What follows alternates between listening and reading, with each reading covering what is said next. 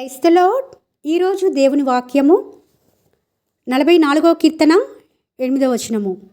దేవా, నీ నామమును బట్టి మేము నిత్యము కృతజ్ఞతాస్తుతులు చెల్లించుచున్నాము.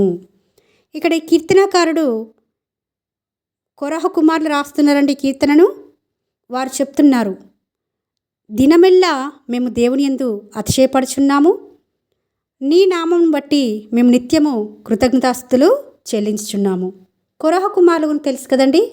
కొరాహు దేవునికి విరోధంగా చేసిందాన్ని బట్టి ఆయన మరి నాశనం తెచ్చుకున్నాడు కదండి. వారి కుమారులు అంటే తిరుగుబాటు చేసిన అతని కుమారులు దేవుణ్ణి ఇక్కడ స్తుతిస్తున్నారు, కీర్తిస్తున్నారు, దేవుని కొనియాడుతున్నారు. ఈ రోజున ఈ వాక్యం వింటున్న ప్రతి ఒక్కరం కూడా మన తల్లిదండ్రులు బట్టి మనము తప్పుద్రోవలో వెళ్ళాల్సిన అవసరం లేదండి.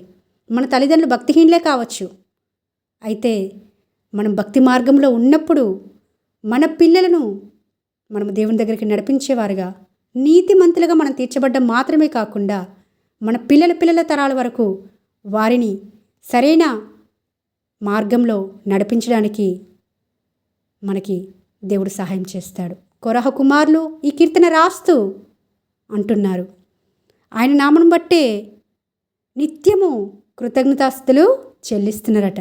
మరి ఎన్నిసార్లు కృతజ్ఞతాస్తుతులు చెల్లించామంటే మన జీవితాల్లో ఎన్నో మేలులు, ఎన్నో ఉపకారములు, ఎన్నో దీవెనలు పొందుకున్న మనము కొరహ కుమారుల వలె ఆయన నామమును హెచ్చిస్తున్నామా? ప్రతి నిత్యము కృతజ్ఞతాస్తుతులు చెల్లిస్తున్నామా? ఈ రోజున ఇంకా సజీవ లెక్కలో ఉన్నామంటే అది దేవుని కృపనే కదండి. దానికైనా దేవునికి కృతజ్ఞతలు తెలియచేస్తున్నామా? ఈ రోజున ఈ వాక్యం వింటున్న ప్రతి ఒక్కరితో దేవుడు స్పష్టంగా మాట్లాడుతున్నాడు.